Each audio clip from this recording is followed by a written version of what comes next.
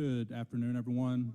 I'm Dustin Hillis, Chair of the Public Safety and Legal Administration Committee, and this is our Monday, September 25th, 2023 meeting. We do have a quorum. I have been joined by my colleagues to my immediate left, Councilmember Mary Norwood, to my immediate right, Councilmember Andrea Boone, followed by Councilmember Keisha Shawn Waits, and again, we do constitute a quorum. I'll make a motion to adopt the agenda. Is there a second? Second. Second by Councilmember Boone. Please prepare the vote. The vote is open. The vote is closed. 4 yeas, 0 nays. The agenda is adopted. I'll now make a motion to approve the minutes of the prior meeting. Is there a second? Second, Boone. Second by Councilmember Boone. Please prepare the vote.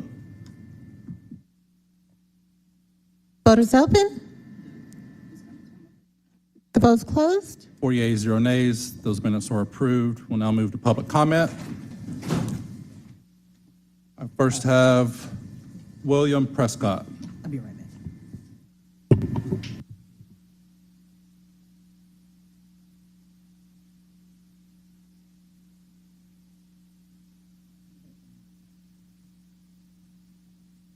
Okay, we'll come back to him.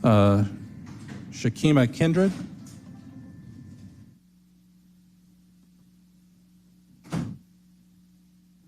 Matthew Peterson.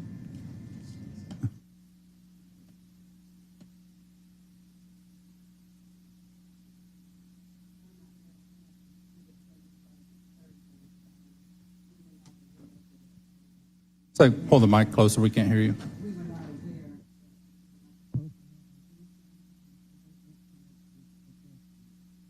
Okay. Understood. Honoree Jordan.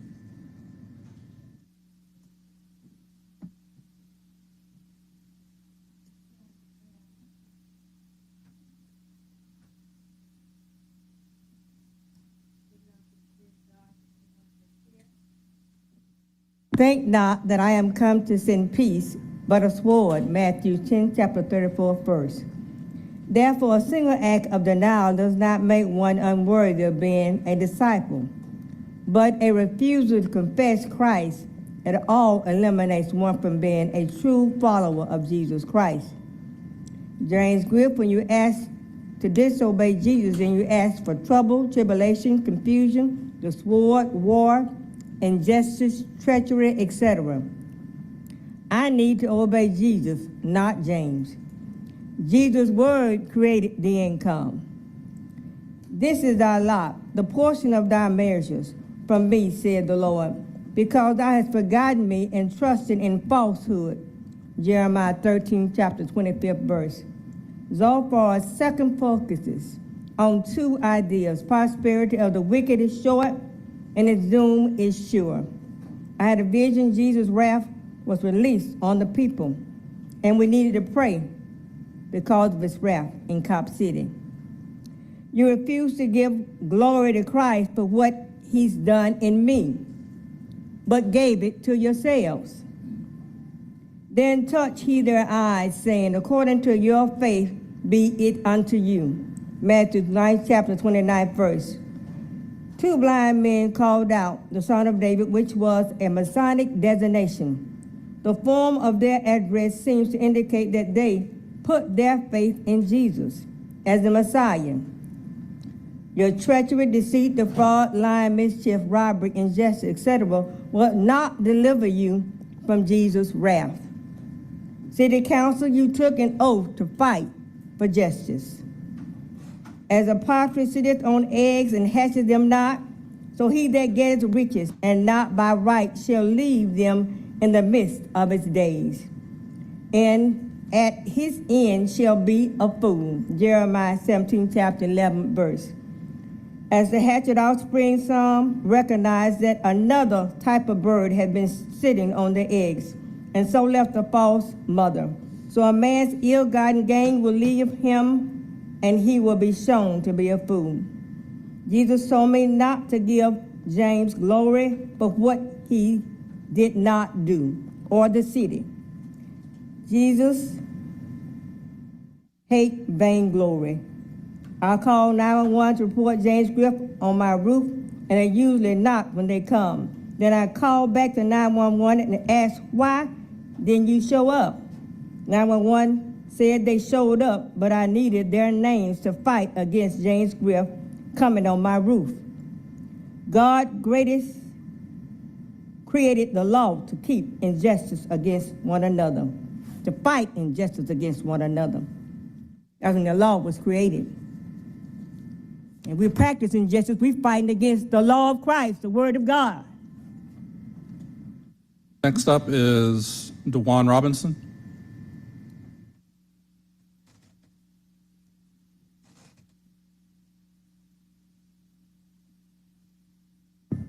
Afternoon, Mr. Chairperson, the council, and everyone in attendance. I want to talk once again about the crime in Atlanta. We had 3 young folks that was killed this weekend. Now, we know APD is on the staff. They're doing all they can. But you guys, public safety, we got to do something. This is the heartbeat of the city, Ms. Norwood. Public safety, finance, and all that. This is the heartbeat of the city. Too many young black kids are getting killed out here for this body not to be proactive and put together something. All the curfew legislation, everybody agreeing and disagreeing, but we got to be more proactive than this. I don't know what we need to do. I know that the police doing everything they can to try to hire, but we got to do something else. We just can't sit idle, Mr. Hillers, and not do nothing. We're not speaking up on nothing. Young black kids are getting killed. Do y'all understand what that means? Once again, we know it's doing it to themselves, but man, we gotta be proactive. We got all these municipalities together over here. You know what I'm saying? The governor, them over there, they just got the state trooper over there with them. Most of these places where I grew up on, Bankhead, it's a state highway, right? So APD come over there and patrol. Back then we had the Red Dogs.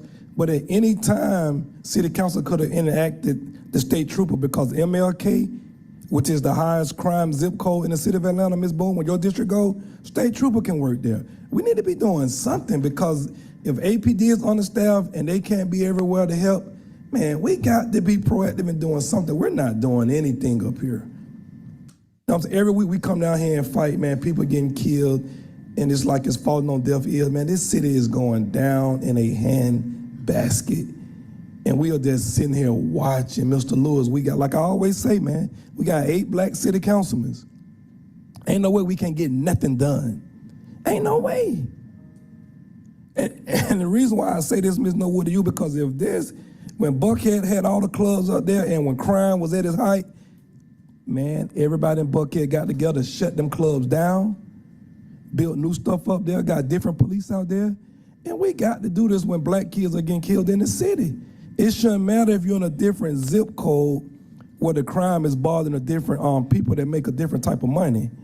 Man, we gotta do something about this, Mr. Lewis. And it doesn't matter if it, you know what I'm saying, who district it is, Ms. Boone, Ms. Norwood, Mr. Hillers, we all gotta come together because you're not gonna allow this on the riverside of town where you live. If it was going on over there, man, you guys would have been then met up and dissolved that and had heavy police presence out there. You know what I'm saying? We gotta feel that way on every side of town. We gotta get together. It's not about calling your counterparts out who district it is, but we got to do something about this killing in Atlanta, man. We got to do something about this. And we come up here every week. Public safety happens 2 times a month. And I don't see any proactive measure to try to stop this. Thank you. Also, Councilmember Norwood, before you go, I did want to acknowledge we've been joined by our colleague, Councilmember Antonio Lewis. Councilmember Norwood. Yes, because we were all called out by name. We all care passionately. And we are looking to our police department to assist us in how we do combat the random killing. We know that it is out of control. We know that the police department is focusing on gangs, guns, and drugs, I think in that order. We know that gangs have been infiltrating the entire city. There is no part of the city where we don't have gang activity, period, end of story. So your assertions and your concerns are echoed by every member of City Council, those on this committee and those that are not on this committee. If we could have every single gathering where things get out of control not happen in the city, we'd be shutting the entire city down. So do we shut down every football game because there's a problem at a football game? Do we close down an entire set of city blocks because there's been someone who has been hurt in that entire set of city blocks? And if so, if we did close all that down, for how long? How long would we do it? 6 days, 6 weeks, 6 months? Would we just wipe out economic development that is trying to take hold in many parts of our city? So I think it's more complicated than just you're talking to us every 2 weeks and we're not concerned or doing anything. So we really do want to come up with a solution, and we'll be glad to talk with you offline about what specific things you believe could be done in specific areas with specific outcomes that you predict. We'd love to do that. Councilmember Lewis. And similar to Councilmember Norwood, because you called us out by name, but I'm not looking to the police to solve this issue, right? Because we know that the police, they're not set up to solve this issue that we have. We got so many different ways that we're splitting up the things going on in Atlanta. I'll tell you this, I've seen some of the red tape that I've been running into to help fix some of these issues. And this is what I'm looking at, where we're spending our dollars at, right? So for every single dollar that comes into the city of Atlanta, 52 cents goes to APS. 24 cents comes to Fulton County, 26 cents stays with us. And so when we got 50, so when you say you judge a city by what they do with their money, you judge people by what they're doing with their money. We spend 52 cents out of every dollar in our youth. And then we found more funding. We opened up the city this summer. You see, we hired almost 4,500 young folk. Only thing you had to do was live in Atlanta. But some kids weren't able to access that. And so there's ways we got to grow. There's ways we got to grow. But I want to let you know that I'm full out team you on this right here. Full out team you on this. I'm seeing that red tape though.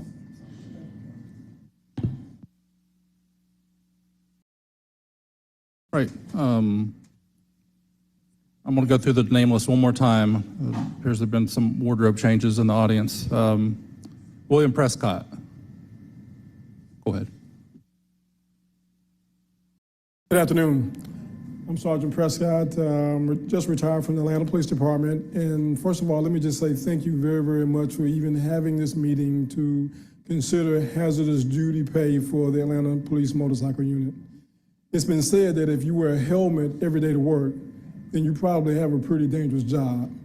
And that's what the motorcycle unit does each and every day. We come to work, no matter what the weather is, whether it's 100 degrees outside or whether it's 10 degrees outside.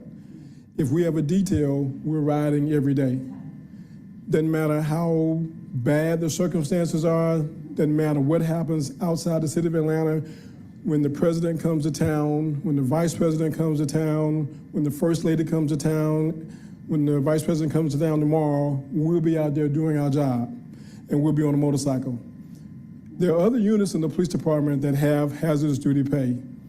I want to tell you that the SWAT team has it. The guys that work down at the range have hazardous duty pay.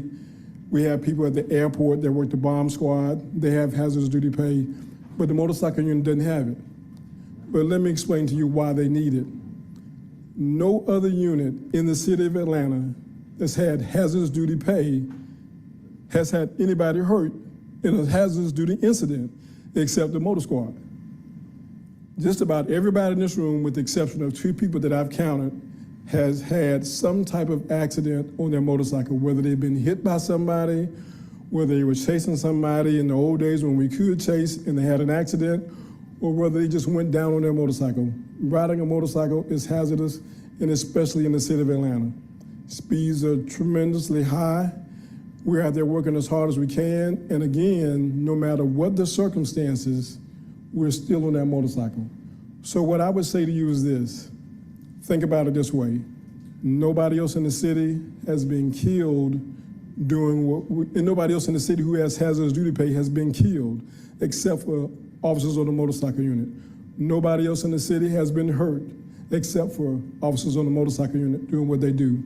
We need it more than anybody else. and I hope that you would consider that when you get a chance to. Thank you so very much. Going through the list one more time, Shakima, Kindred. I am Officer Kindred with Atlanta Police. I'm on the motors unit. I went down on my motorcycle and I've had 7 surgeries from one accident, from somebody almost taking me out. To avoid them, I went down. So having hazardous duty pay will be very beneficial to everybody on the unit and whoever else wants to come to the unit, because we're out here in the street all day, every day, in the heat, the coldness, the wetness. We don't have anything but our motorcycles. We can't get in the car, we can't do anything else but ride a motorcycle when the city needs us to take care of business. That's all I had to say. Matthew Peterson.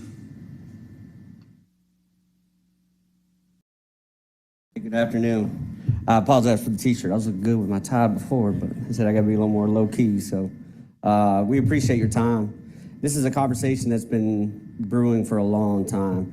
I came on with Special Operations back in 2008.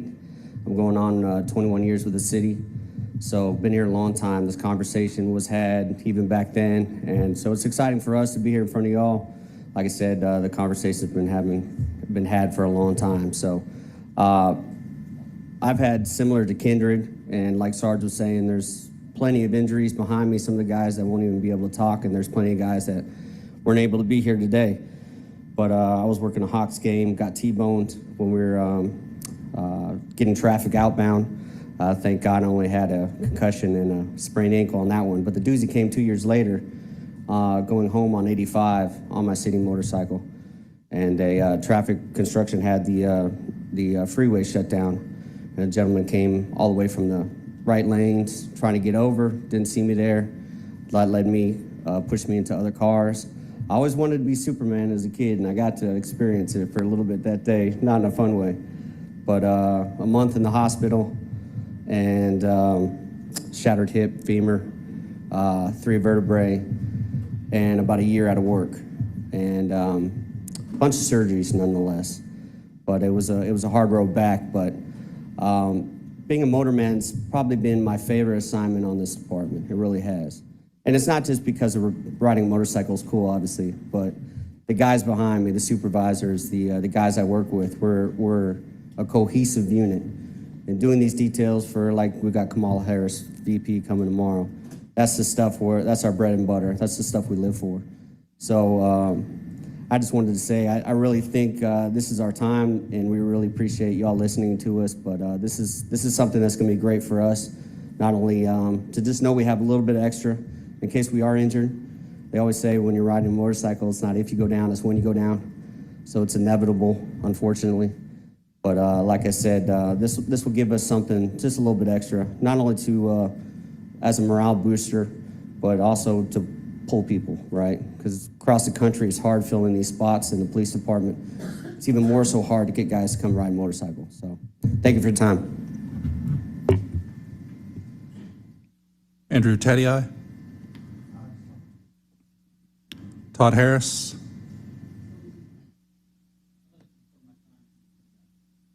Okay. Go ahead.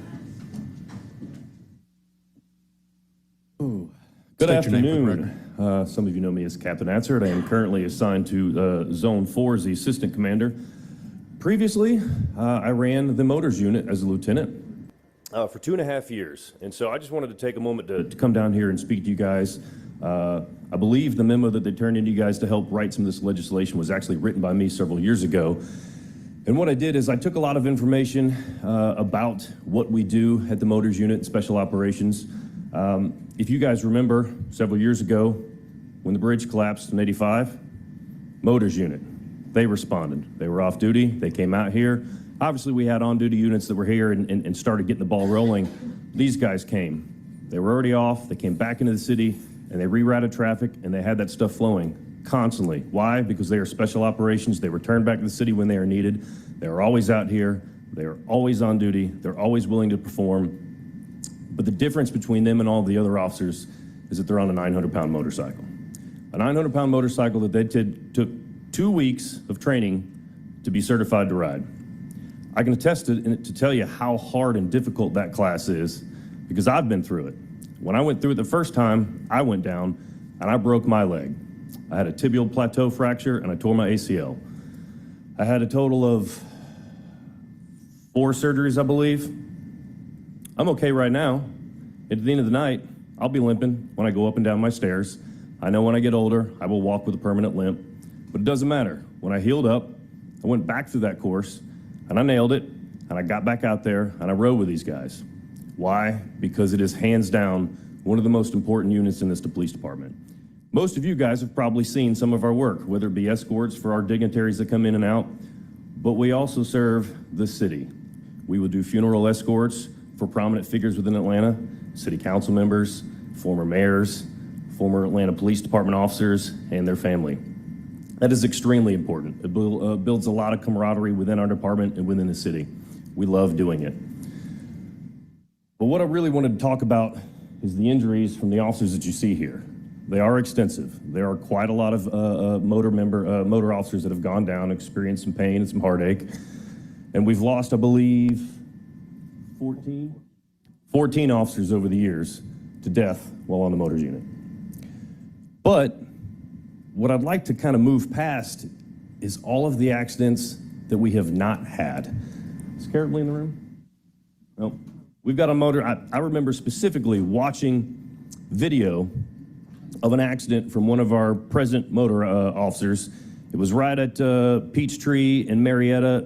He was riding in the right lane. There was a car that came over right in front of him. He saw it coming, but because of his training, he was able to evade the car and just barely got tapped by his rear bumper as the guy came over, not paying attention, realizing that there was a motorcycle in the lane he was trying to enter.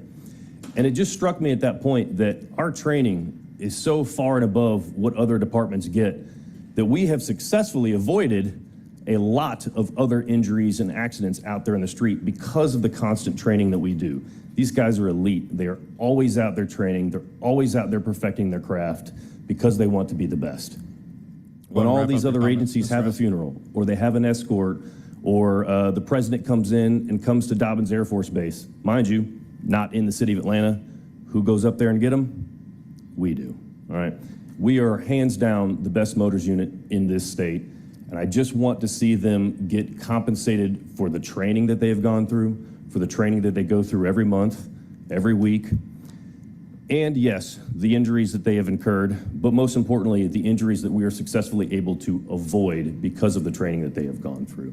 They are hands down one of the best units in this city, and I think they deserve this hazardous duty pay because, like is mentioned before, wind, rain, sleet, snow, they ride. We do have some verbiage in our policy that says we shouldn't ride below 32 degrees, but quite honestly, guys, when the job needs to get done, the job needs to get done. Recently on the St. Patrick's Day parade, I believe you guys were riding in the snow. We've ridden a couple of POTUS escorts with some monsoon rain coming back from the Air Force Base. So these guys are dedicated. They don't do this for the money, but we wrote this because we wanted you guys to understand that this hazardous duty pay is important to them. Other special operations units are getting that hazardous duty pay, and we believe they deserve it as well. Thank you very much. Councilmember Lewis. And my question was around hazardous duty. You said you all are the only ones that are having like hazard injuries that are not getting it? So I'll correct Sergeant Prescott. One of the only ones that I'm aware of is obviously when the air unit went down several years ago and we lost 2 pilots. The Phoenix does get hazardous duty pay, yes ma'am, but we did lose 2 members. SWAT gets it obviously because of the rigorous training that they go through and the dangers that they incur when they're serving some of these high-risk warrants, but nobody's been killed in the line of duty at SWAT like that. But again, the point we were making is that you strap on these helmets and all this extra gear and you go through all this extra training and certification in order to do what we do. We feel like those units are the ones that should get hazardous duty pay. And I'm on the same page with you on Yes, that. sir. Because I'm just thinking on a motorcycle, Right. I'm just thinking about all the elements you're affected by being hazardous. Just hitting a sign by, like a person swiping you. So I'm thinking Potholes, about mirrors. that. The next, I think the next question I was going to ask you was, Where are you doing your training? I know you say you're getting a lot of training done. Well, so currently, when we do our training, we do it here in the city. Jonesboro? Yeah, the Atlanta Expo is gracious enough to allow us to go over there to their parking lot. We do plan on obviously training at the new Atlanta Public Safety Training Center. There will be a large enough EVOC pad for us to train in. So when that is open, we will do all of our training there. So one of the things that they do a lot is they will practice riding in formation training. That is hands down the most dangerous thing that we do. So they will practice it. I think they've been doing it at least once or twice a month over the last 6 months, and they're just trying to continue to train. They will occasionally go back out to the Expo Center, do a couple of days of training just to keep their certification up, but they also recertify every year. I'm just thinking, Expo, that's on Jonesboro Road, Yes, sir. District 12. Yes, sir. So, got you. All right. Thank you. You're very welcome. Mr. Answer. Next is Janice Sturdivant.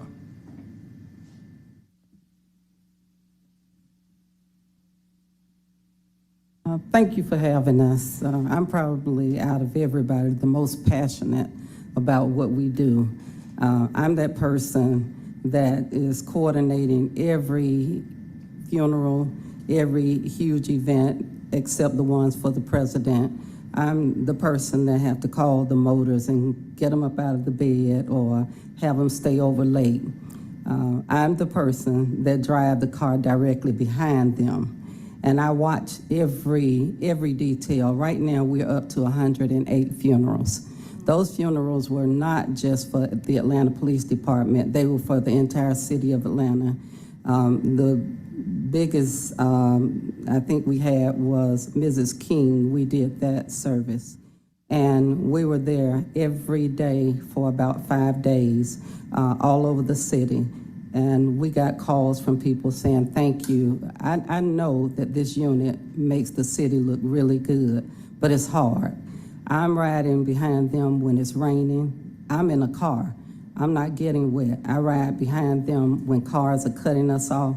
Blue lights are going, and they'll still jump in front or in between us. So I've watched that. I'm the person that probably has seen every one of our motor units in the hospital more than I'd like to.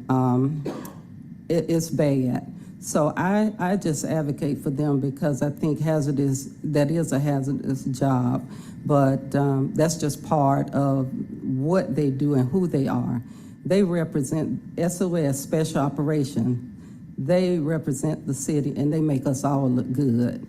It's just a small part, a small price to pay, but I think that we would not be fair to anyone having to ride their motorcycle if we did not recognize that it is a hazardous job. So although everybody has outlined everything, I'm very passionate about having to get up out of my bed 2 o'clock in the morning and go back to the hospital and hearing Ezra's wife or somebody's wife saying, I don't want my husband to ride that motorcycle anymore, or I don't want this person, but yet they get up and come every time, and they seem to come back. So I just want you to know that we've not only performed for the police officers and the citizens and City Hall, we have been so good to when we had some of our young children that were killed in the city. Then we would call and talk to the funeral home or the families and ask them if it's okay for us to come out. So we've even escorted some of our kids who were killed to gun violence. So I just think that when they're out sick for a whole year, they're unable to go and work an extra job. That extra money would help them, and then we don't have to worry about taking up money or somebody else losing money because we didn't do our part and take care of each other. So respectfully, I just ask that you all would consider that. Thank you. Next is Julius Khalid.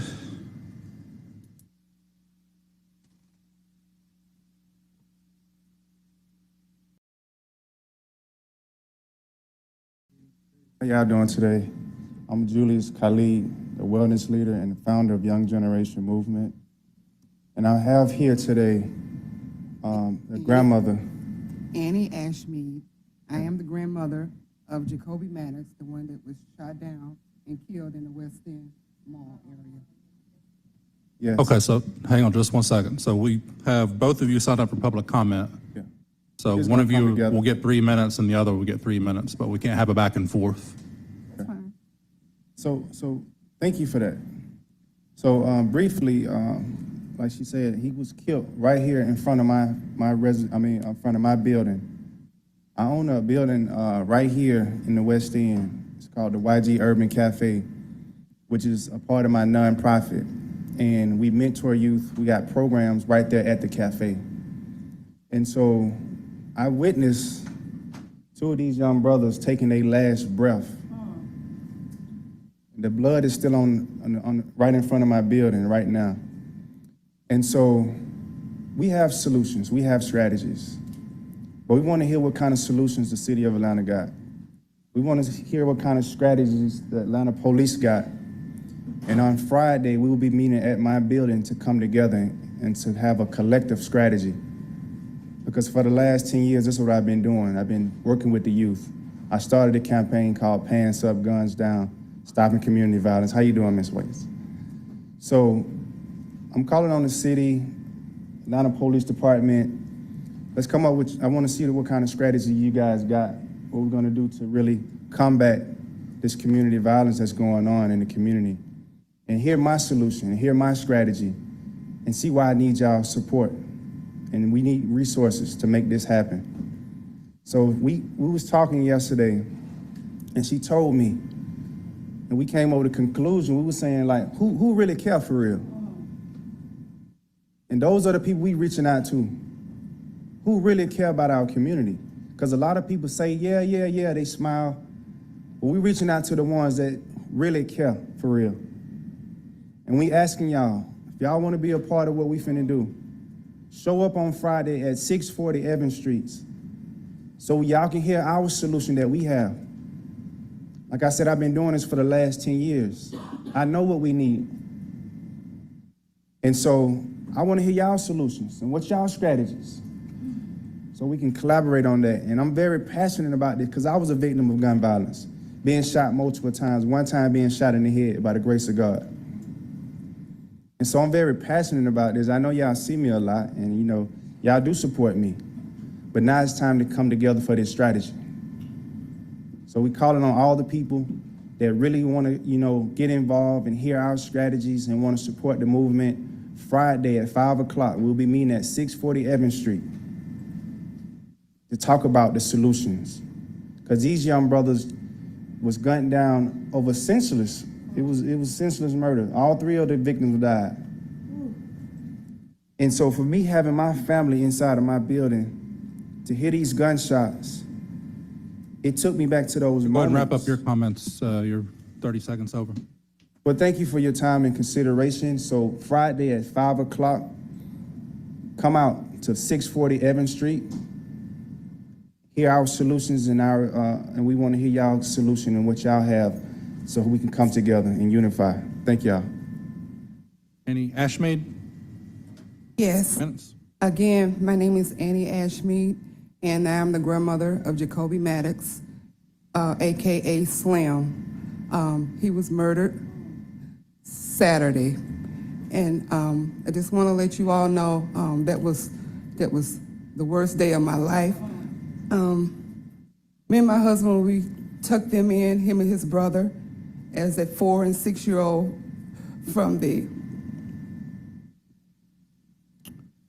system. His mother and father was unable to take care of him. So we started all over. And I sat dormant for the last few years, watching all this crime in the West End area, in other areas, and this just has to stop. We need resources. We basically just need help in the community, because this has to stop. And like I was telling colleague Julius, sometimes this really it starts at home. When the kid is yay high.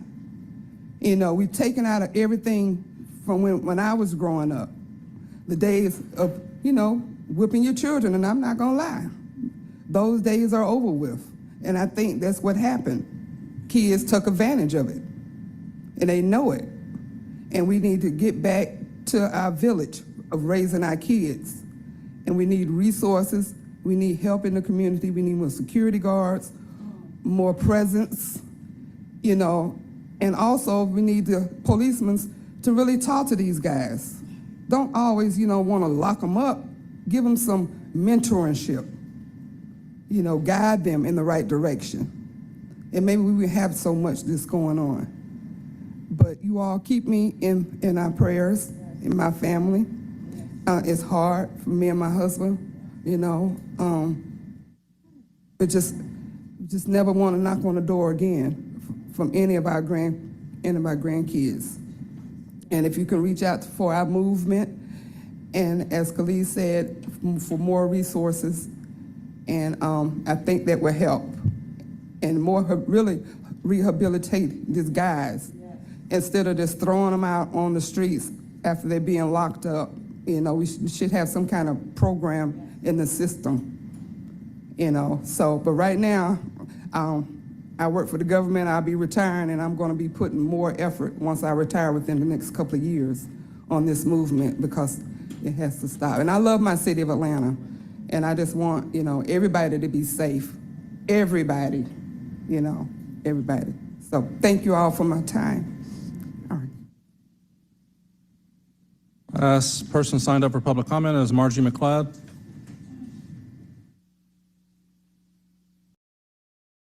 Good afternoon. I want to piggyback on that also.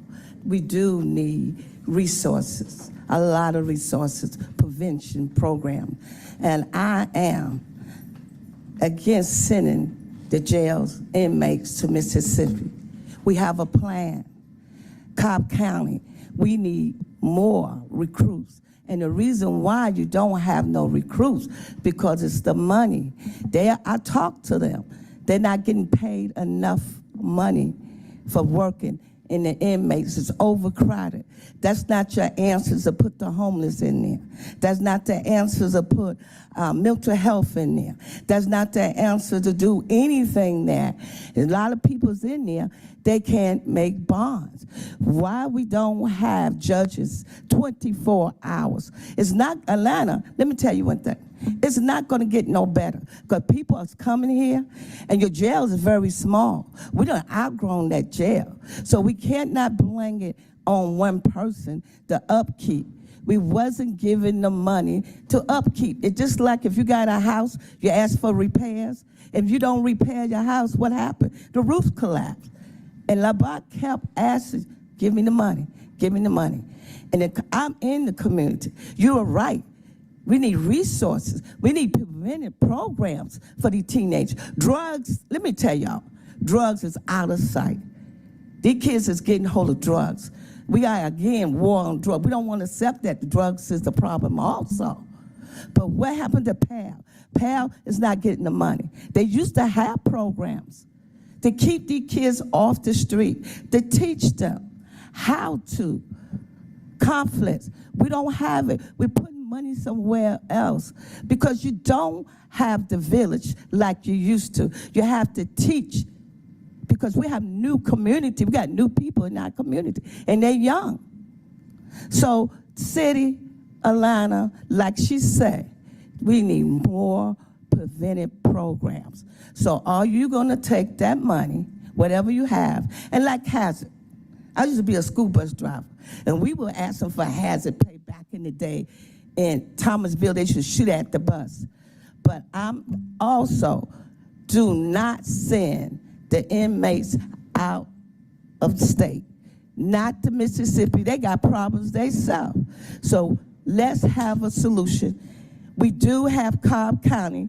The only reason you don't have the staff. When are you gonna ever get the staff? If you don't increase the pay, the people is tired, and they are working overtime. Have a blessed day. Yeah, that concludes our public comment. We will move on to our presentations. First up, we just have one presentation today, and that is the Department of Law's quarterly update. Ms. Nina Hickson, City Attorney.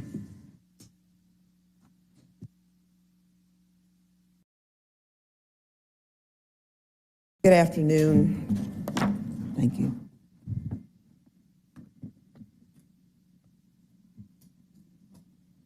This afternoon, it's my honor to be able to present the quarterly update. The period covered is the last quarter of fiscal year 23, and we will do a brief highlight because it is a lengthy report.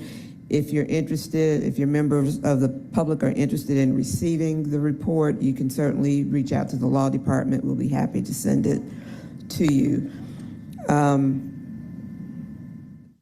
We talk about our law staff accomplishments. I do want to share with you all that I will be receiving an honor on October the 8th based on the past 20-something years of work I've done in the area of eradicating human trafficking and advocating on behalf of survivors of that particular tragedy in our community. So I did want to share that with you. Next page.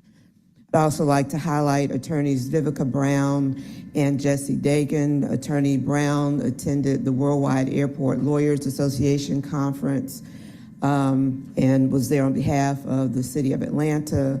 Attorney Dagan was a representative and participant in the Pipeline for Georgia Diversity Program High School. This is a program where we're working with high school children, encouraging them to pursue careers in law. In fact, we hosted a group over the summer, had them spend the day with us to talk about careers in the law.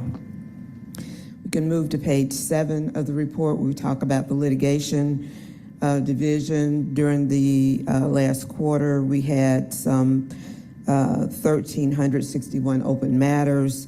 1,145 were handled in-house. 108 matters were opened in quarter 4, and we had 61 matters to be closed.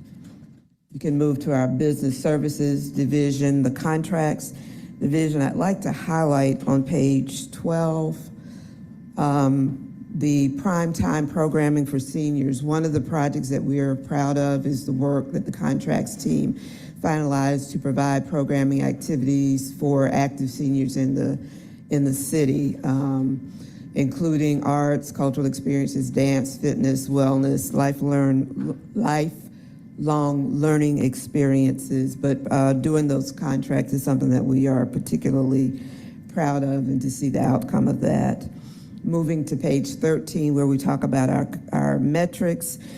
During the last quarter, we actually completed 217 contracts, 157 of those for the Department of Procurement, 7 for AIM, 18 for DEEM, and 35 for the Grants Department.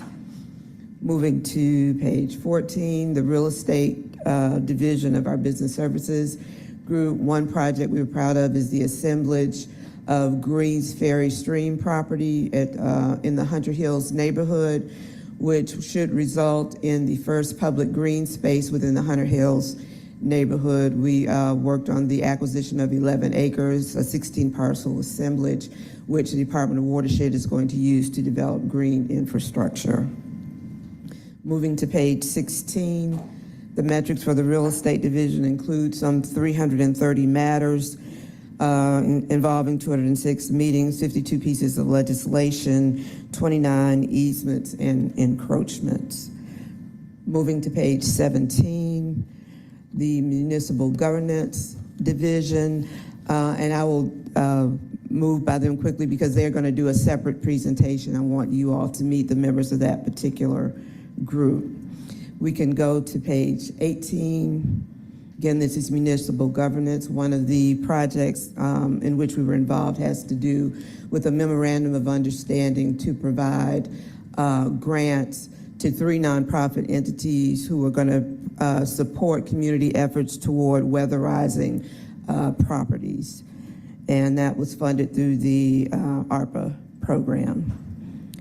Pages 23 and 24, again, these are metrics related to the business services municipal government division. Some 526 client matters were handled during the last quarter of the fiscal year.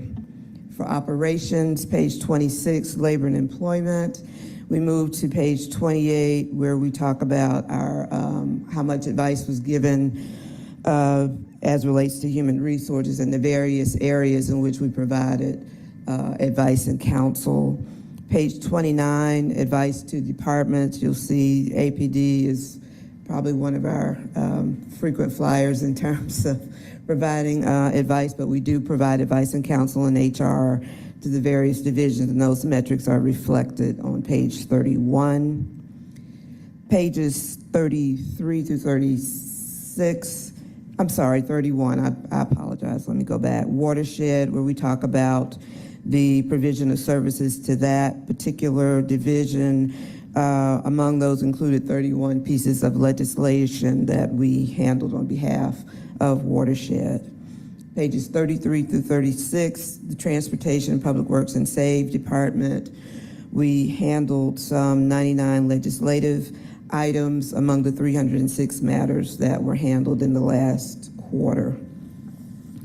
Page 37, our Airport Legal Division, and we have a number of projects we talk about there.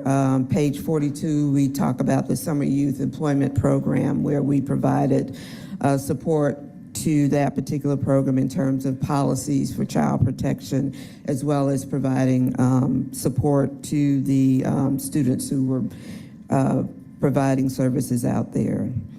Going to page 44, we talk about revenue and cost recovery. In the last quarter, we collected some $135,188 in payments. We have filed to collect some $500,000, so we hope to be bringing those numbers to you over the next few months.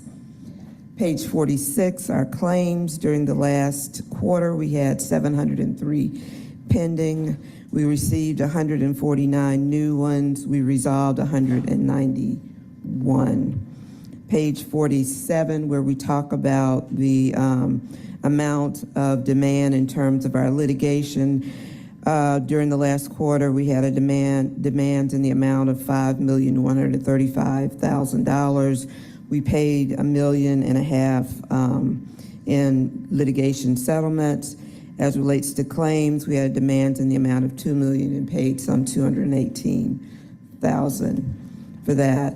Page 48, our total for fiscal year 23, we had litigation demands in the amount of $78 million, the payment of $11,888,000. In claims, we had demands in the amount of $6.3 million with payments in the amount of $759,000. Page 50, we talk about our outside counsel spending. For the fiscal year, we saw a significant decrease in spending under the Aviation Fund, a slight increase with the Watershed Fund due to a stipulated penalty demand that we had to deal with from the EPA. And then General Fund, we had an increase of 19%. At this time, I'd like to ask that Karen Edwards join me at the podium. She leads our municipal governance division, and she will introduce her team to you and talk about their activities.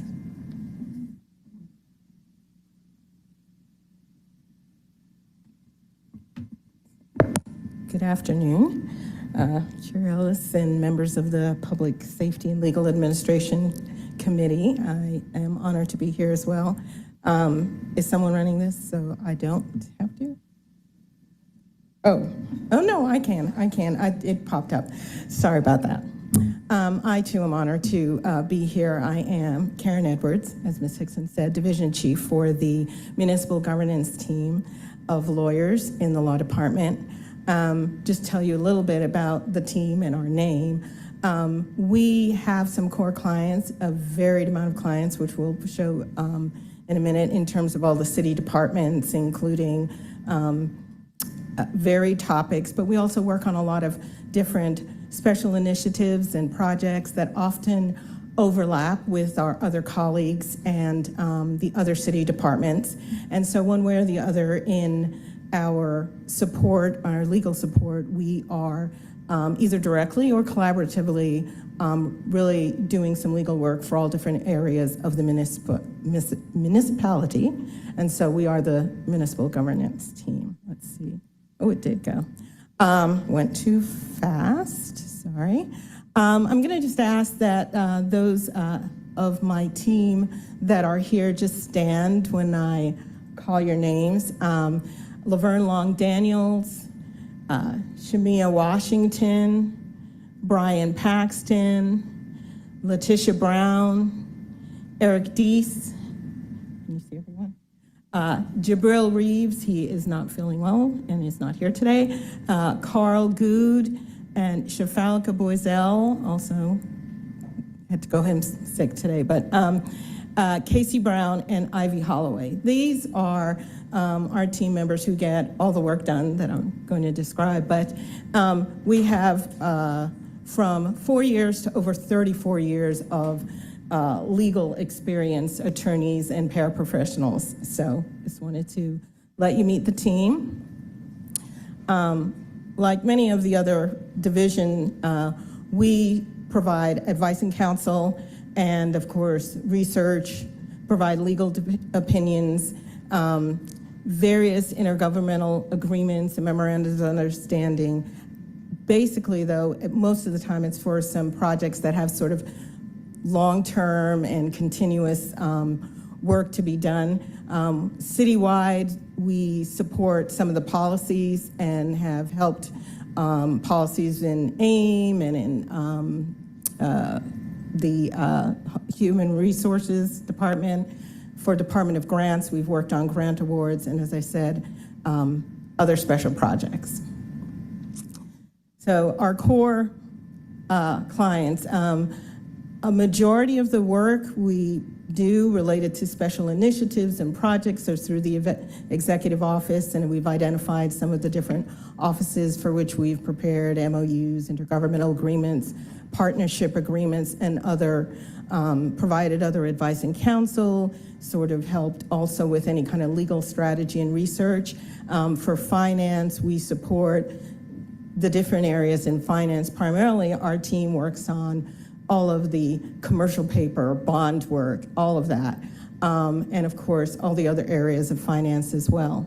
We are also the lawyers that support the public safety team. So APD, AFRD, Department of Corrections, all of these areas that you see here, we support them in their legislation, anything that is a partnership or MOU. We are not the procurement team that works on those procurement contracts, but we work on every other kind of contract. For City Council, like our other colleagues in the law department, we may have helped you all in terms of requests for review of either research, legislation, legal opinion, et cetera. Department of Grants, same thing, all the federal grants. And then some of these other offices, the Solicitor's Office, Municipal Court, Inspector General, we work with them for legislation for their operational type agreements. We also support these varied boards and commissions. As you can see there, I won't read them all out to you, but we're either acting as staffing it, or we regularly attend it and provide advice as needed, et cetera. One more. So I'm just going to give you some highlights of some of the projects that we've worked on. Many of them you've probably recognized. The Forest Cove Relocation Initiative and Rapid Housing Initiative, helping with our affordable housing program for the summer, not just the summer youth program, but various initiatives related to youth, early child care, and other support of homeless youth initiatives. All of those MOUs and documentation we have worked on in our team, the faith-based housing initiatives. We have also worked on Public Safety Training Center documents, Diversion Center, and our team has also helped support some of these tabletop exercises for city security. And these are some of the finance highlights that our team has worked on, which we're proud of. There are a lot of different bonds, obligations that have gone by. However, we worked on the city's first social bond.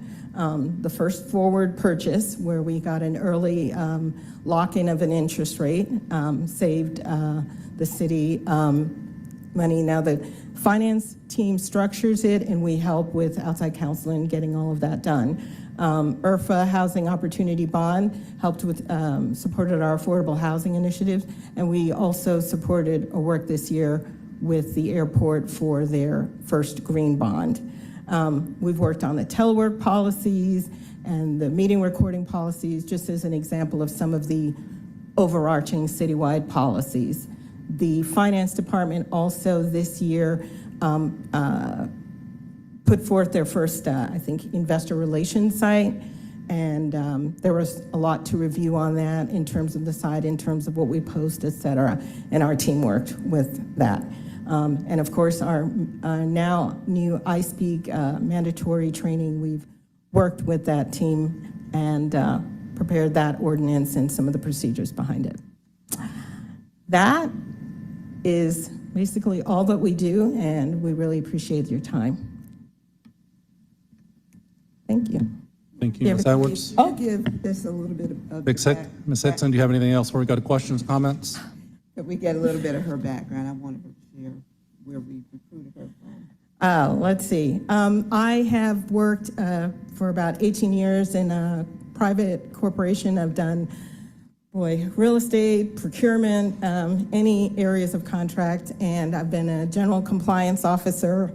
I was with International Paper for like 18 years, in-house counsel. So this has been a real great opportunity to just have this city experience and really share my 30+ 4 years of experience with our team, and it's been great. So, yeah.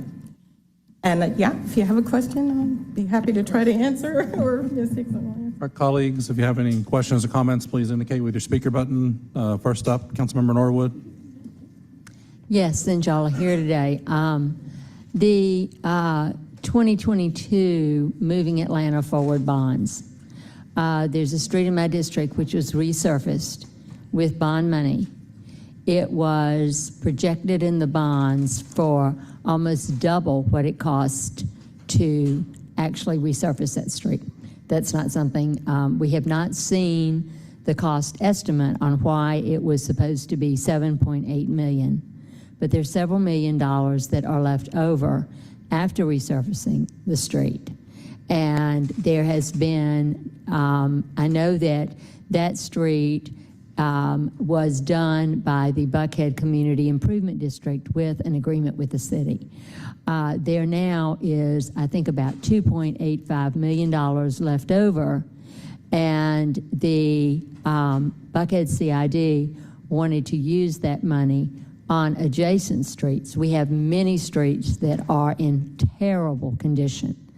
To my understanding, the CID met with the Department of Transportation this morning, and I wondered if you had, or I certainly want to make you aware of, whether or not that money can be used. I think we're going to need an official opinion as to whether or not it can be used, because if it cannot be used for the adjacent streets within an expanded scope, but not an out, not across town, the way happened in 2015 that we all know and don't need to go back to. But my concern is that that money gets spent for what is happening on that major corridor, which is those feeder streets coming into that major corridor. And we have not, to my understanding from this morning, when the meeting was held, I have not gotten an answer on whether or not that money can be allocated, and transportation is tomorrow. Is Wednesday, and y'all are here today. So I want to make sure we get the right legislation in on Wednesday. My transportation team is not here, and I will have to follow up with them to determine, because they were participating in the meeting this morning, but I've not gotten a report either. But we will get back to you before the end of the day, and certainly before transportation tomorrow. Okay, so, and Madam Chief Attorney, here's the issue that I have. If that money cannot be spent for this, where's it going? What pot of money is it in? When could it be spent? and who has the authority to spend it. Because we watched the reprogramming in 2015, which was painful for a lot of us who did not get the projects that we thought were going to happen. And so I don't want, this is a perfect test case for us to look at what we authorized with $400 million in bond money, and how are we going to be accountable for, because I don't think this is the only one that got overpriced. And that's okay. We don't want to run out of money like we did in 15, but we also want to be very thoughtful that we don't say that money is not to be used, and if it is not to be used to finish the larger area of this project, then, as I said before, I'm going to say it one more time, I am being repetitive. I want to know what pot of money it's in, when it's going to be spent, and who has the authority to spend it, and on what. So I'll consult with my team as well as finance and bond counsel to the extent that we need to, and we will provide a response. Thank you. Any other? Councilmember Lewis.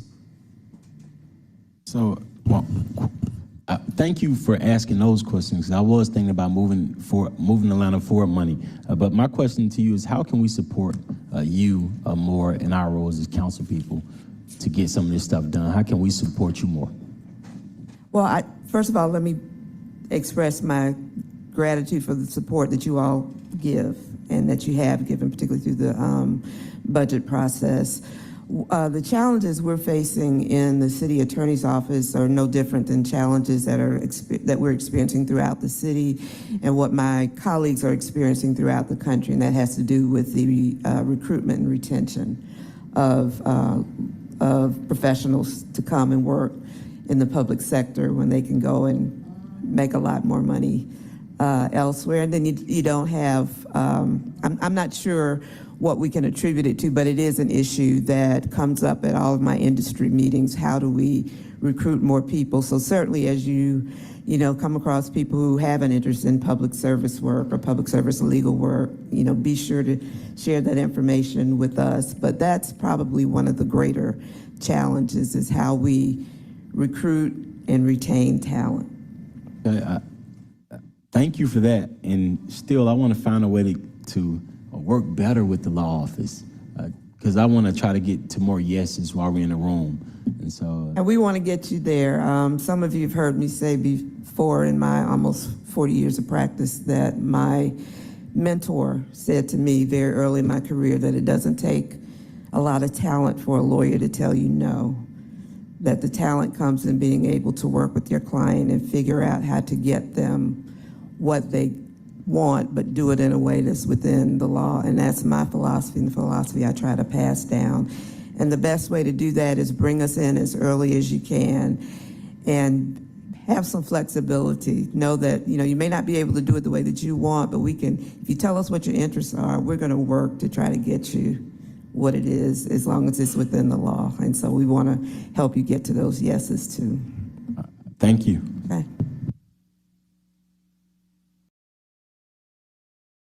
All right, any other questions or comments? All right, thank you very much, Ms. Hickson. Also want to acknowledge we've been joined by our colleague, Councilmember Michael Julian Bond. We will now move on to the consent agenda. We actually have, I'm going to come back to the consent agenda. We have an executive session that we'll need before we consider that consent agenda. Councilmember Bond. Before we move to the, thank you for the acknowledgement. Before we move to the consent agenda, I had a couple of questions for APD prior to, if that's allowable, Mr. Chair. For APD, you said? Yes. Okay. No, they're not on the. Deputy Chief Peak.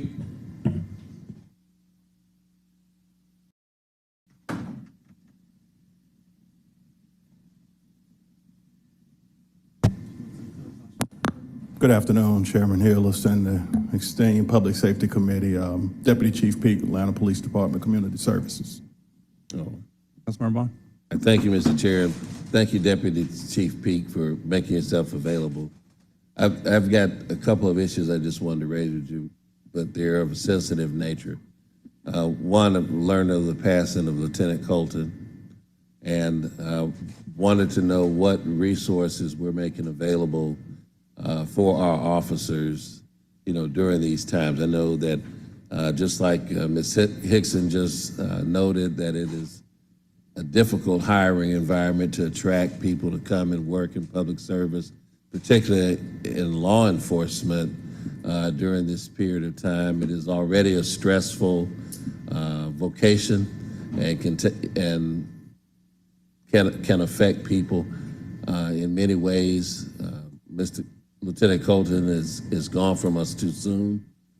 So what resources are we, one, providing to those who worked with him and in support, and what are the ongoing outreach what is the ongoing outreach that we're providing for our officers during these times, particularly here in Atlanta, given all that is going on with external issues concerning our training center and just the general issues that are the stressors for those in law enforcement every day. So thank you first and foremost for the question and the concern for the employees of APD. Very similar to the law department, of course. It's a challenge to attract and retain the people, but specific to the question of us losing our dear friend, Lieutenant Colton. So what we've done at this point, certainly our department is grieving, like so, because he was everybody's well-liked with Atlanta, let me just say that. But he touched a number of people, and so for that reason, we've brought in EAP to work with our officers. We've had a few sessions where we've had grievance sessions to ensure that we were able to be there to talk to each other. We visited roll calls, going back, tracking every location that he's worked so that we can touch each individual person to the extent all the way back to his academy class.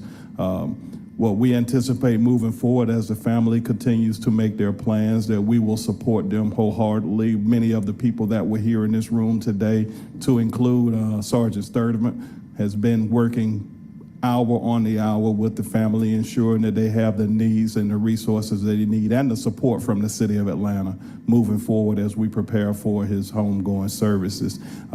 It's an issue that we certainly have to go back and, again, ensure that we're doing what we need to do as far as having relationships and developing relationships throughout all of our ranks of the agency, so that we know that we're there when we're having those critical times, that we can support each other to move forward and ensure that our focus remains with the employee, but that we're able to continue to serve our citizens of Atlanta, which we so graciously and love to do as well.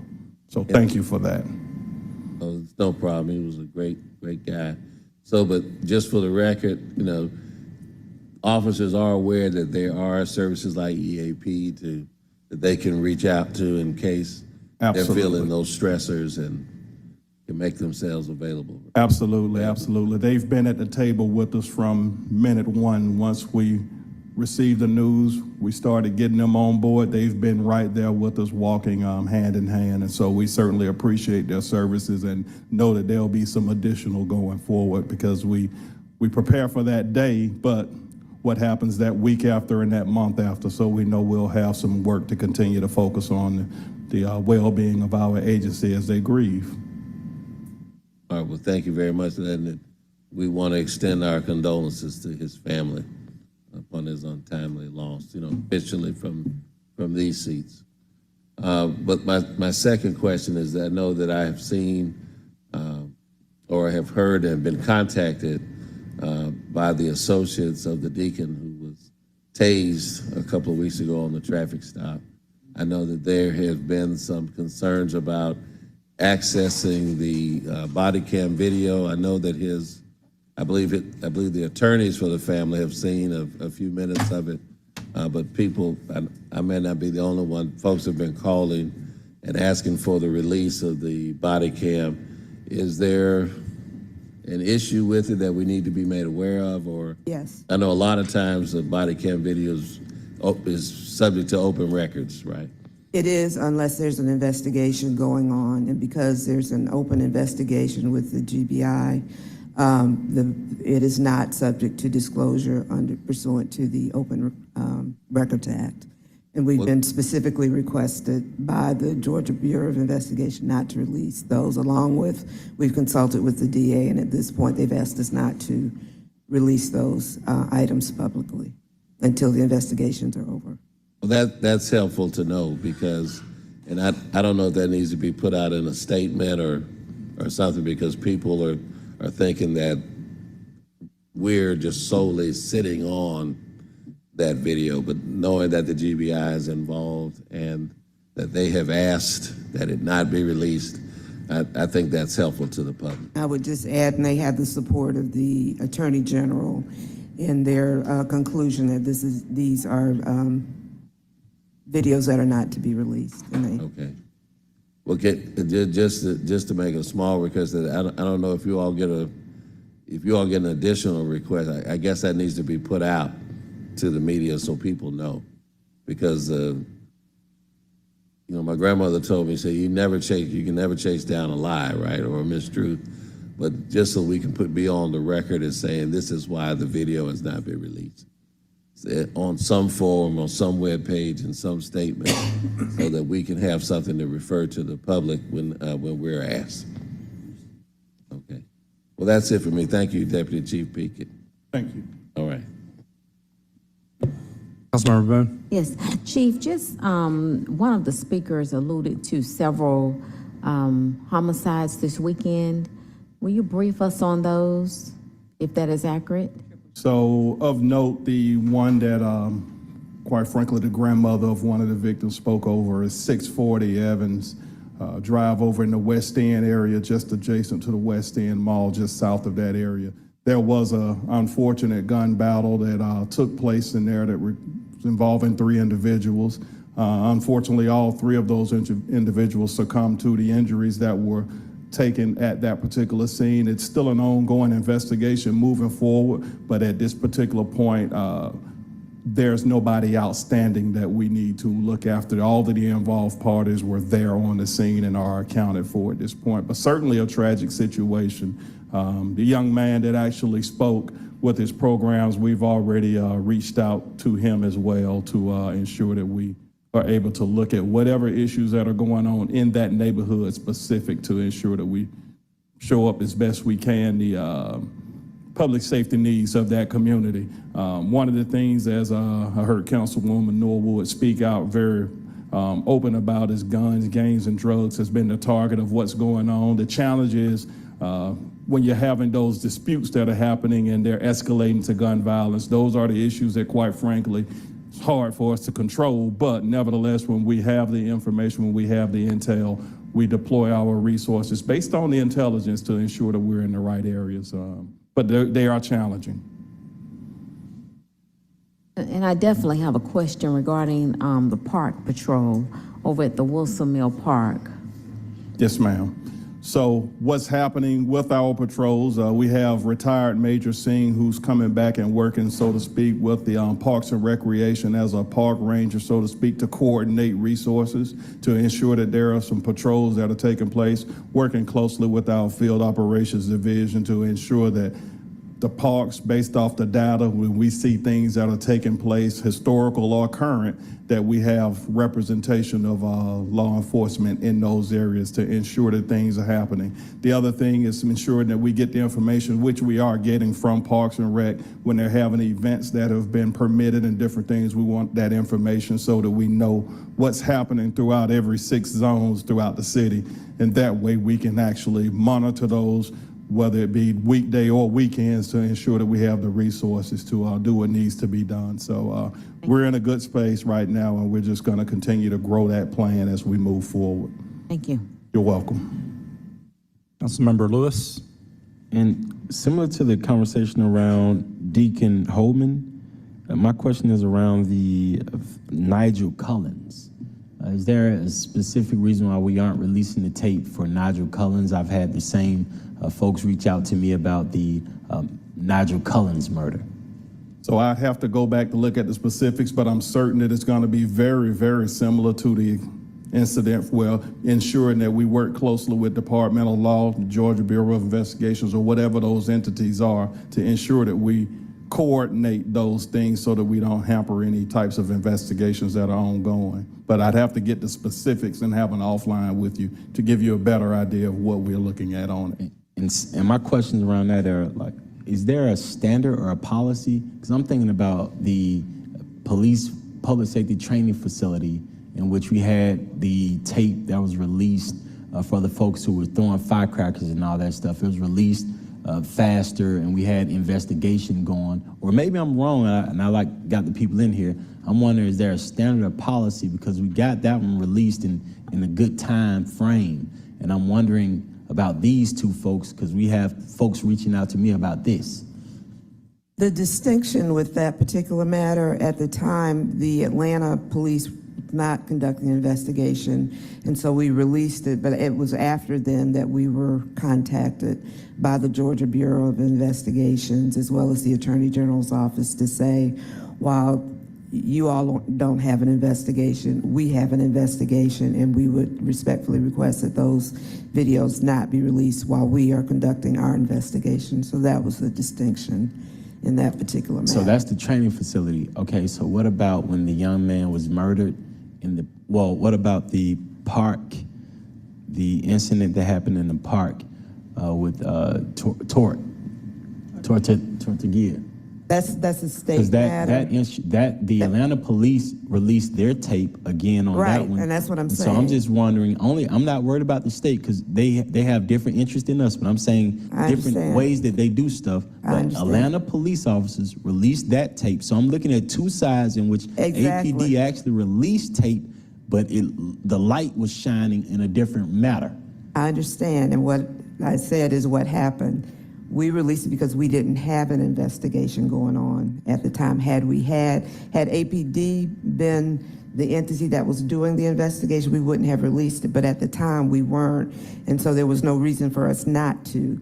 We did get contacted soon thereafter, and GBI and the Attorney General said, as long as when we have investigations, we are asking that you all not release the body cam video. And so prior to then, yes, there was a policy or a more formal request made that those not be released, and they got the support of the AG to say that under the Open Records Act, we did not have an obligation to release that. So that's what happened. So my request as a city council person would be that we receive a letter from a formal request from the state.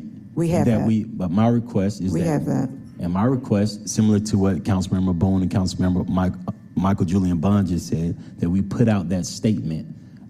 So my request is that we get these two things, that we get that letter and that statement of why we are not doing that on one website, one page, similar to how we promote everything else, because I think we need to put that out there.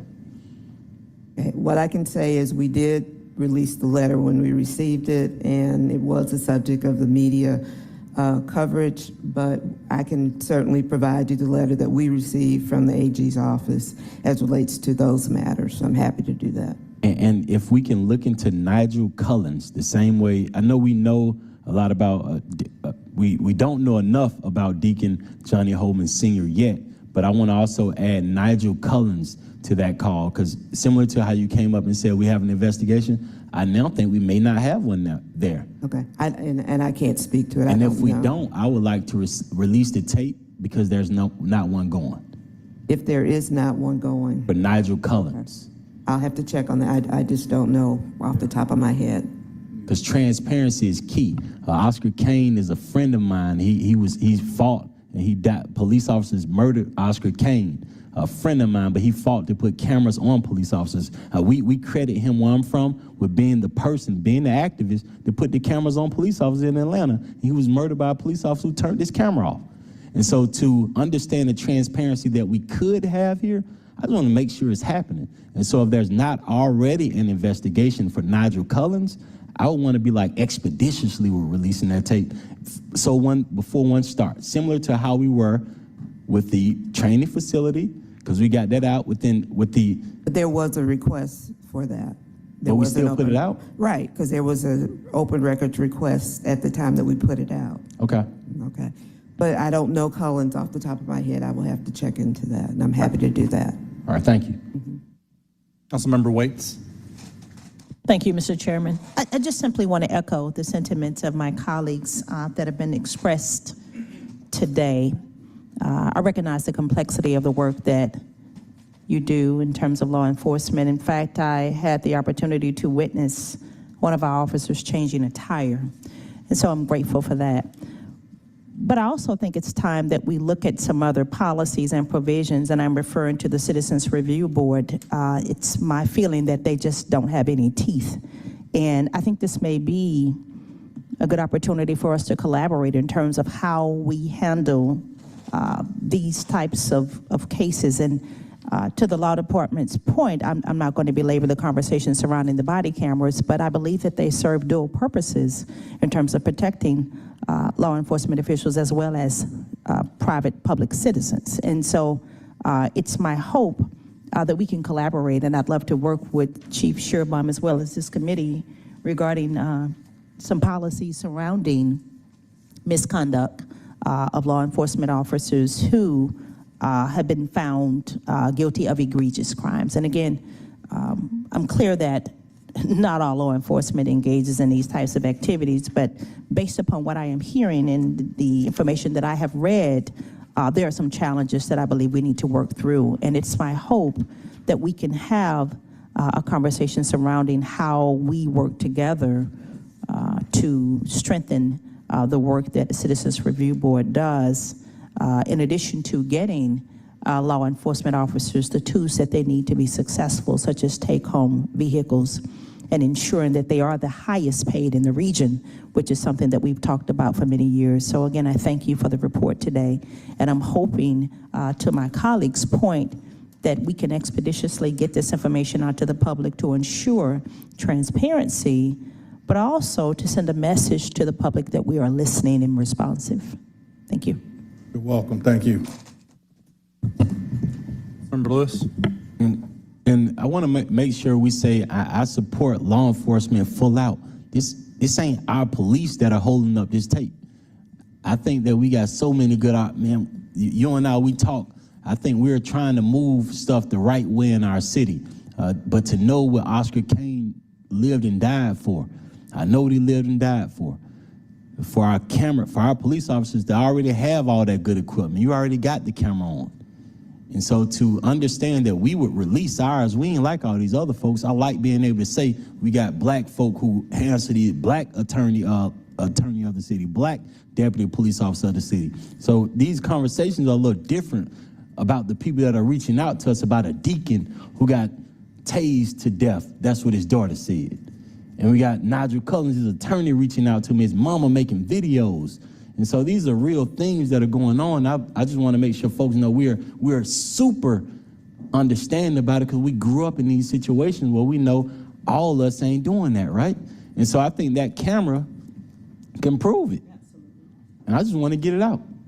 Absolutely. Understand it. Thank you so much. Thank you. That concludes that conversation. We've also been joined by Councilmember Byron Amos, our Vice Chair. We are actually going to handle, upon her request and my approval, two of Councilmember Boone's items, since she has some time constraints. We're going to go to item 3, which is 23-0-15-14, and we have a substitute for that.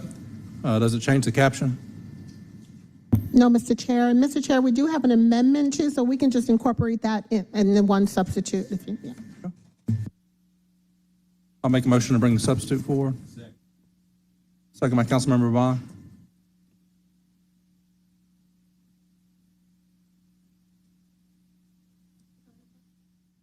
The vote is open.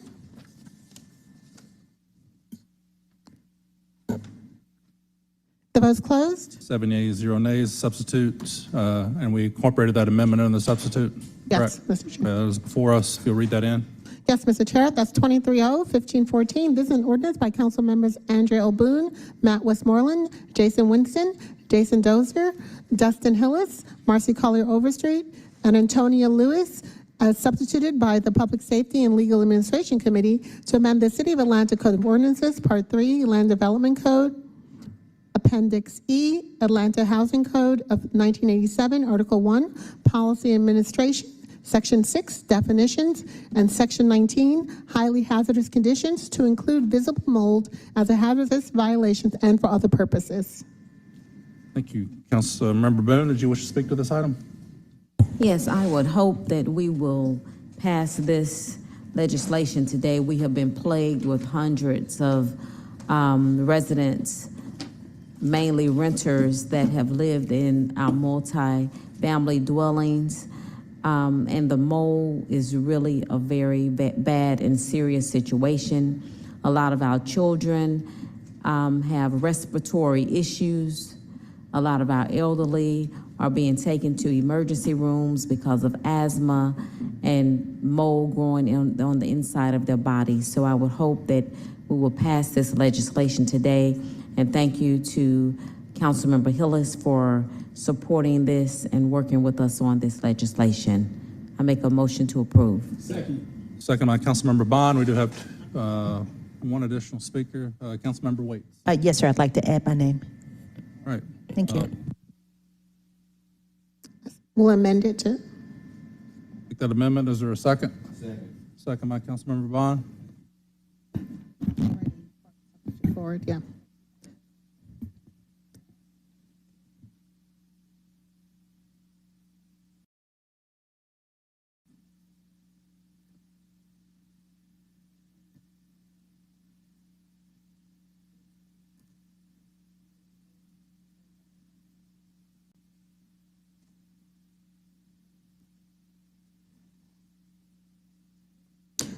The vote is open.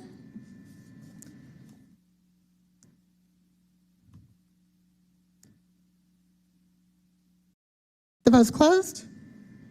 7 yeas, 0 nays. The item is now amended, so go back to the main motion is to adopt as substituted, as amended.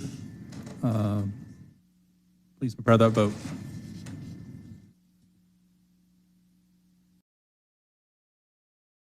The vote is open.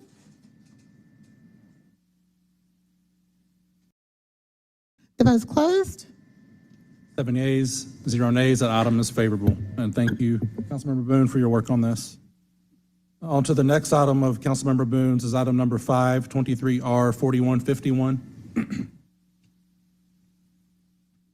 This is a resolution by Council Members Andrea L. Boone and Dustin Hillis requesting the Commissioner of the Department of Human Resources implement a pay incentive plan for officers assigned to the Specialized Motors Unit of the Atlanta Police Department and for other purposes. Councilmember Boone. Move approval on this, and this is long overdue. We have motorcycle units out in all types of inclement weather. They have been sustained many injuries because they have they're not in cars, they're not in trucks. They're just out here doing a great job for the citizens of Atlanta. So I would hope that we will approve this legislation and move to give them incentives and hazardous pay as soon as possible. Thank you. Thank you, Councilmember Boone, for your work on this. Member Lewis has seconded the motion. Please prepare the vote. The vote is open. The vote is closed. 7 yeas, 0 nays. That item is favorable. We'll go back on the agenda now.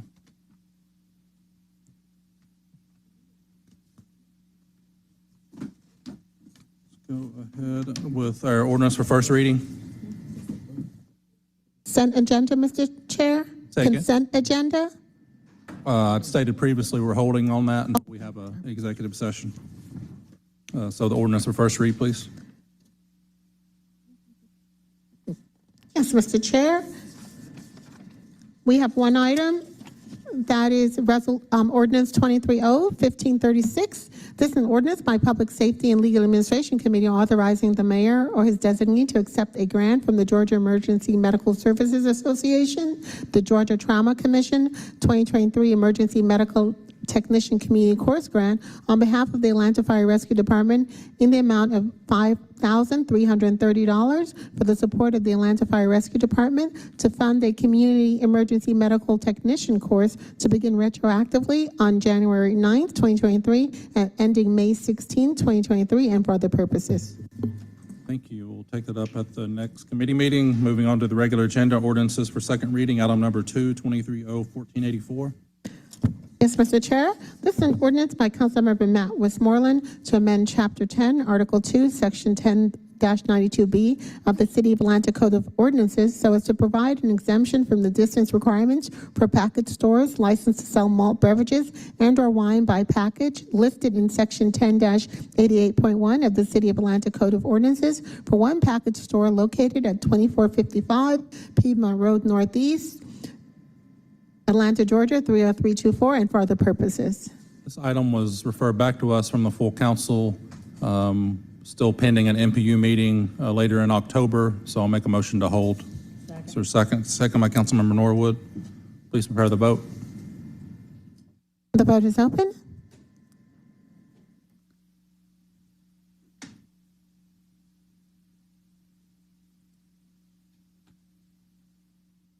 The vote is closed. Yeas, 0 nays. That item is held. Moving to resolutions, 23R4163.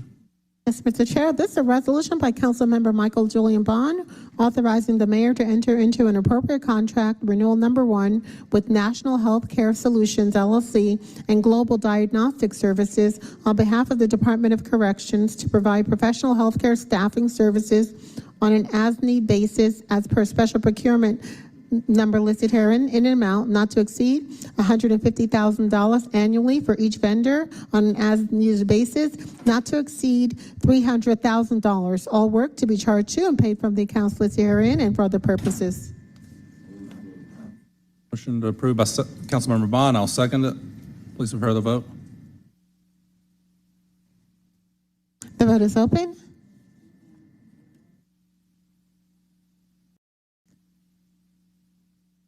The vote is closed. 5 yeas, 0 nays. That item is favorable. Item 6 through 10 are settlements. We'll take those as a block. Yes, Mr. Chair, item number 6 is 23R4236. That's a resolution by Public Safety and Legal Administration Committee authorizing the settlement of all claims against defendant, City of Atlanta, in the case of Devontes Benton versus City of Atlanta, civil action listed herein, pending in the Superior Court of Fulton County in the amount of $18,500, and authorizing the settlement amount to be charged to and paid from accounts listed herein, and authorizing the Chief Financial Officer to distribute the settlement amount and for other purposes. Item number 7 is 23R4236. It's a resolution by Public Safety and Legal Administration Committee authorizing the settlement of all claims against defendant, City of Atlanta, in the case of Marquise Hill versus City of Atlanta, civil action file number listed herein, pending in the State Court of Fulton County, Georgia, in the amount of $65,000, authorizing the settlement amount to be charged to and paid from accounts listed herein, and authorizing the Chief Financial Officer to distribute the settlement amount and for other purposes. Item number 8 is 23R4238. It's a resolution by Public Safety and Legal Administration Committee authorizing the settlement of all claims against City of Atlanta in the case of Jason Smith versus City of Atlanta, civil action file listed herein, pending in Superior Court of Fulton County in the amount of $20,000, and authorizing the settlement amount to be charged to and paid from accounts listed herein, and authorizing the Chief Financial Officer to distribute the settlement amount and for other purposes. Item number 9 is 23R4239.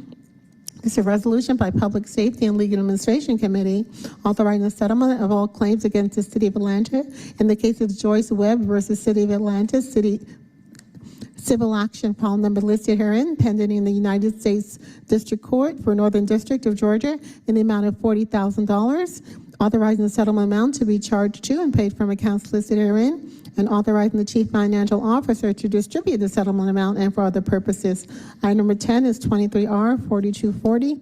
This is a resolution by Public Safety and Legal Administration Committee authorizing the settlement of all claims against defendant, City of Atlanta, in the case of Melissa Winnett versus City of Atlanta, fictitious Corporation A, and John Doe, civil action file number listed herein, pending in the State Court of Fulton County in the amount of $30,000, and authorizing the settlement amount to be charged to and paid from accounts listed herein, and authorizing the Chief Financial Officer to distribute the settlement amount and for other purposes.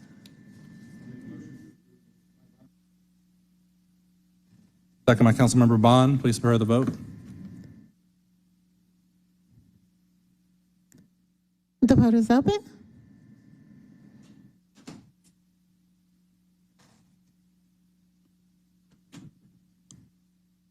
The vote is closed. 6 yeas, 0 nays. Those items are favorable. We all now, as I mentioned, need to go into executive session. Ms. Robinson, if you'd like to explain why we need to go into executive session.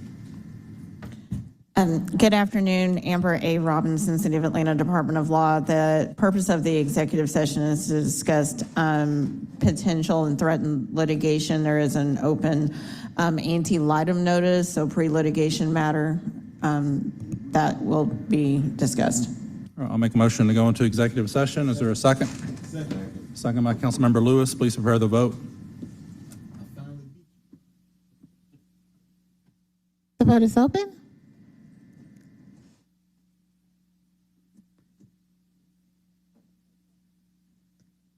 The vote is closed. 5 yeas, 0 nays. We'll now go into executive session.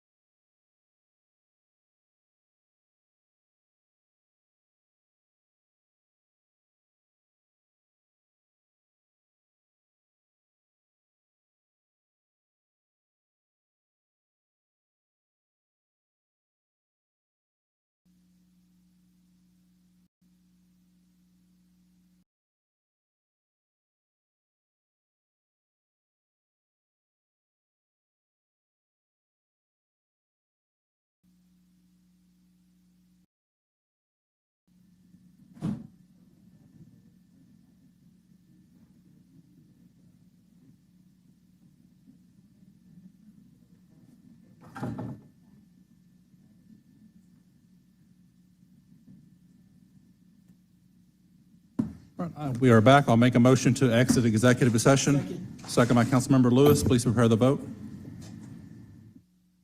The vote is open.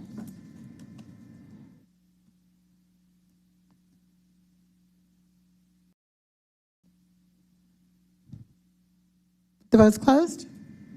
5 yeas, 0 nays. We are now out of executive session, and we will take up our consent agenda. I'll make a motion to accept all favorable claims, items 1 through 10. Is there a second? Second. Second by Councilmember Norwood. Please prepare the vote. The vote is open.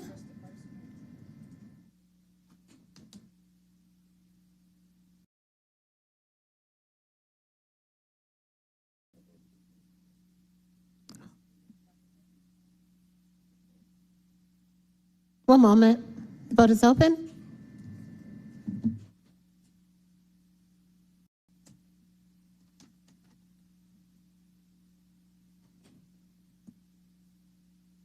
Councilmember Lewis, how do you vote?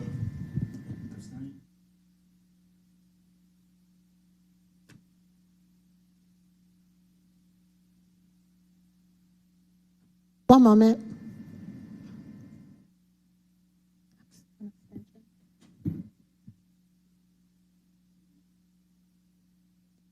The vote's closed.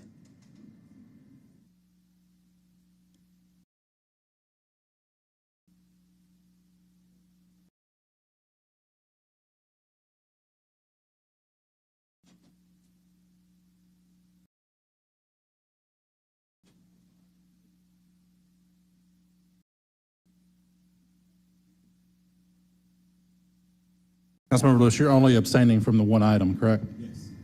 Okay. He was away. He was away.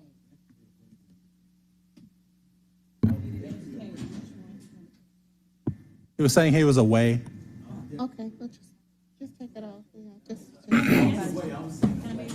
Oh, okay, thank you. Well, And Councilmember Waits will be a yes.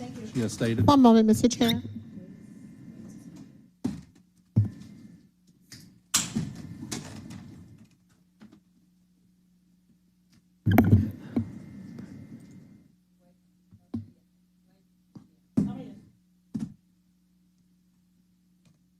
One moment.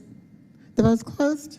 5 yeas, 0 nays. Those items are favorable. I'll now make a motion to adverse all unfavorable claims, items 11 through 45. Is there a second? Second by Councilmember Amos. Please prepare the vote.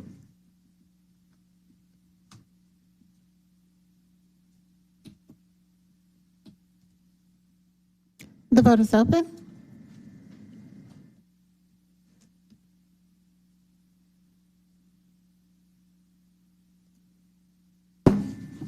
Will everyone please vote?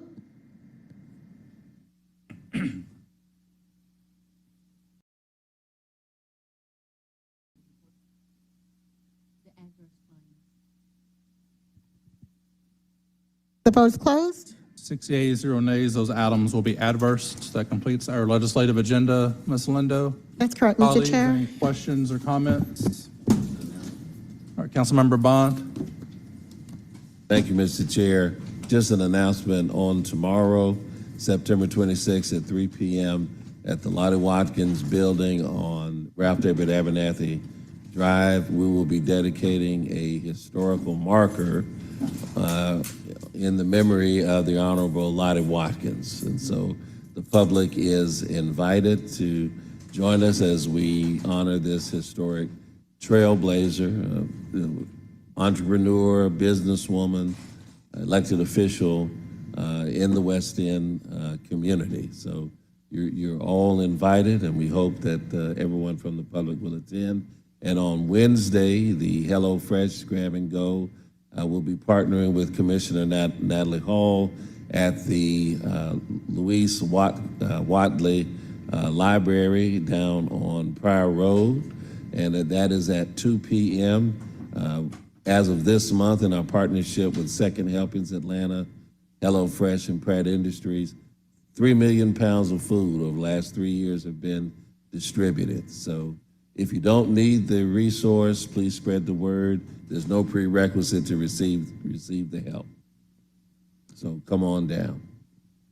Councilmember Bond, with no other comments or questions, we will stand adjourned by unanimous consent of members present.